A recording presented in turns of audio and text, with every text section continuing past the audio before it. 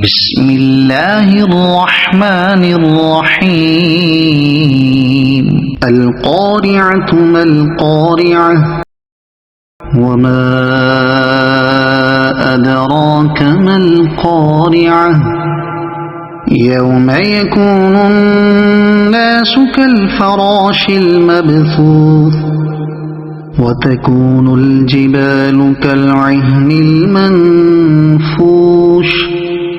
فأما من ثقلت موازينه فهو في عيشة راضية